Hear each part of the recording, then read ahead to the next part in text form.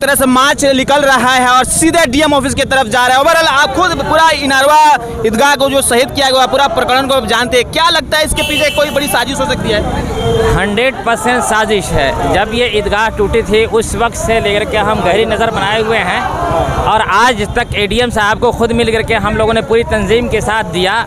MIM के प्रत्याशी होने के नाते शुरू से मैं इस पर दिमाग रखा हूँ, लेकिन आज तक इस पर एडीएम साहब ने भी कोई एक्शन नहीं लिया, डीएम साहब ने भी एक्शन नहीं लिया। इसका साफ मतलब यह है कि अंडरग्राउंड कुछ न कुछ साजिश चल रही है और एक अक़लियती तबका को कमज़ोर बनाने की कोशिश की जा रही है। तो ओवरऑल कब तक जद्दोजहद होता रहेगा ईदगाह के लेकर? उस वक्त तक जब तक कि हुकूमत खुद जाकर के ईदगाह तामीर नहीं कर सकती, इसलिए कि 0.0 डिसमिल ज़मीन लेनी थी उनको और 3 डिसमिल टूट चुकी है। और ईदगाह तामीर जब तक नहीं हो जाती हमारा ये आंदोलन जारी रहेगा और बाज़ाब्ता हम बाहर निकलते रहेंगे। इस तरह की घटना तो दूसरे राज्यों में देखने को मिलता है, एक तोड़ फोड़, लेकिन अब बिहार में भी देखने को मिल रहा है। जाहिर सी बात है कि ये नीतीश गवर्नमेंट है, योगी गवर्नमेंट नहीं है। यहाँ पर सांप्रदायिकता की कोई भी राज नहीं चलता है और आज तक हम लोग यहाँ पर सेकुलरिज्म को बढ़ावा देते रहे हैं। हमें यकीन है कि हमें इंसाफ मिलेगा और ये नीतीश गवर्नमेंट हमको इंसाफ देगी और इनारवा ईदगाह की तामीर कराएगी। यहाँ पर जुलूस लेकर के आए हैं हमारे माननीय विधायक साहब हैं हिमालय के। मैं एमआईएम की तरफ से आया हूँ, राजद के भी हमारे भाई लोग आए हैं। असल सारे लोगों का एक ही मांग है। मैं 14 तारीख को एडीएम साहब के पास एक एप्लीकेशन लेकर के आया था। एडीएम साहब मेरी बात सुन रहे होंगे पीछे, नंदकिशोर जी, और कहा था कि हफ्ता 10 दिन के अंदर में कोई ना कोई निर्णय जाएगा, जवाब जाएगा।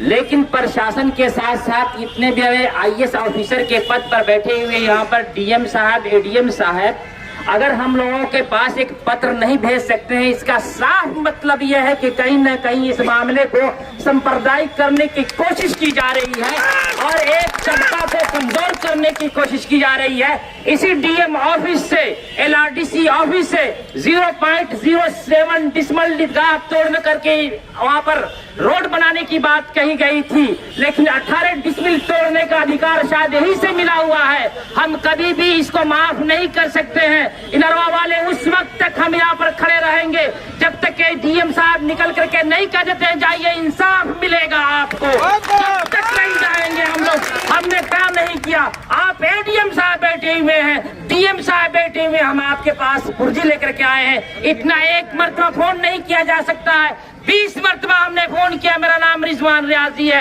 एडीएम साहब ने एक मरतबा जवाब नहीं दिया। आखिर चाहते क्या है? अगर हम कमजोर हैं, अकलियती तबका के हैं, कमजोर अगर बर्बाद हो जाएगा मुल्क निस्तो नाबूद हो जाएगा।